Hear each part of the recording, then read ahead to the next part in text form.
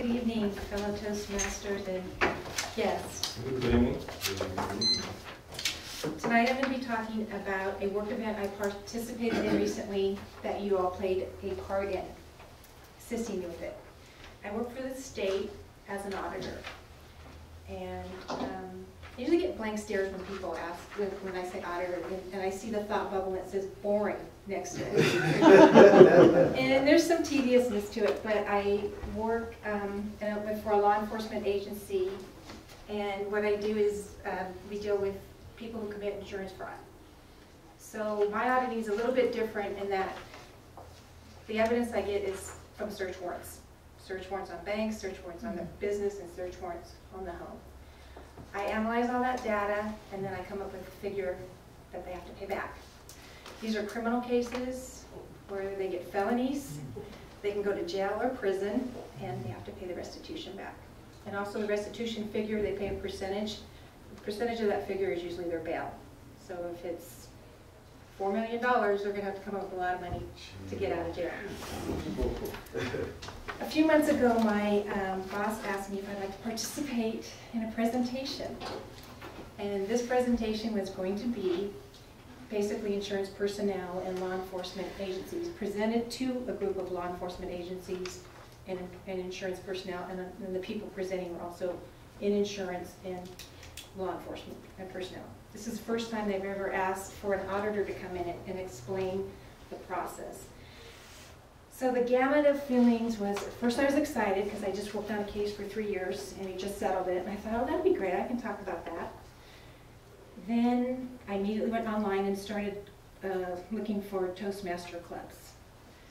I did my PowerPoint presentation. It had to be 30 minutes long. And then the third day I thought, how am I going to get out of it? What am I going to do to get out of it? And here's the rub. Months go by before I actually get it scheduled. So I have a lot of anticipation, right? A lot of thinking about it every day. How am I going to do? What am I going to do? So I get the call. This presentation is in Sacramento. 2 days before, I get a sore throat. The day before, I get a sore throat and a fever, and I'm driving up to Sacramento. Fever, sore throat. There's no way I'm getting out of this, though. I'm going to sink or swim. I'm in the hotel, don't sleep the entire night. I show up, flushed, feverish, can't talk, but I had to do it. And I was sitting in the front row, and all I was thinking of, God, I can't wait till this is over so I can go home and get in my jammies and hug my pillow because I just wanted to get out of there. I get called up and introduced.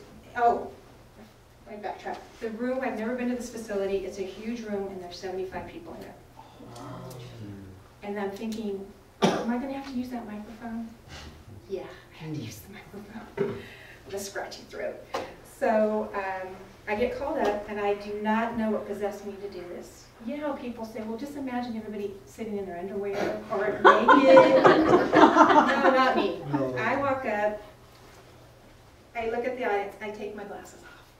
The entire speech, I don't see anybody. That was my coping mechanism.